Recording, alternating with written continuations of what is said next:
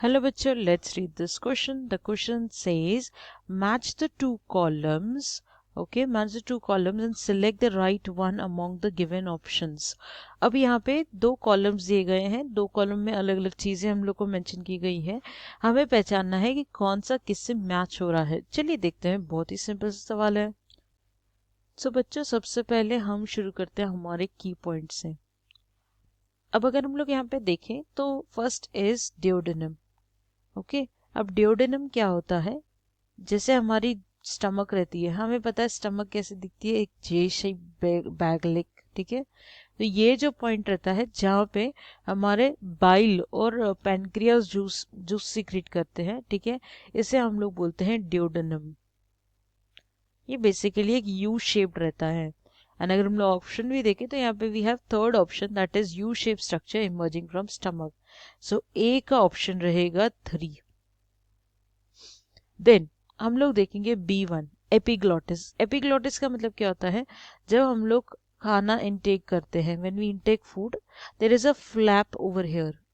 Okay, this flap will just make sure that no food is entering this flap. Okay, मतलब ये क्या है? ये जो ट्यूब है, दिस इज विंड पाइप. तो ये विंड पाइप में खाना नहीं आया है, इसका काम रहता है एपिग्लॉटिस का. Okay, epiglottis is a cartilaginous flap, that is option A, option 1. ये क्या करता है? प्रिवेंट करता है कि खाना अंदर नहीं आए. फिर आता है ग्लॉटिस. अब just below the epiglottis we have glottis over here. तो ग्लॉटिस का काम क्या होता है? Basically that will help in the movement of the passage of wind. Okay, और else we will say air. So we will say opening of wind pipe, that is 4. तो C का है 4. Then comes D1. D1 is cecum. So cecum is a basically a part of the digestive system, we will say. जब हमारी stomach, suppose we have a stomach like here.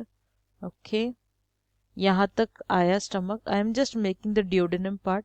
Okay, now it is meeting with the small intestine. Now around the small intestine we have large intestine like this. तो ये जो large intestine में यहाँ पे एक bag का structure रहता है, इसे हम लोग बोलते हैं सीकम. ये जो सीकम रहता है ये एक्चुअली क्या करता है? क्लोज रहता है and it is invisible most of the time. So we will say that it is a small blind sac. Invisible यानी कि ज्यादा करके it is not evident that much. That is 2. So अगर हम लोग करेक्ट सीक्वेंस देखें तो हमारा जाएगा 3 1 4 2, जो कि है हमारा option C. Let's mark it. So this will be our answer C. I hope you have understood well. All the best.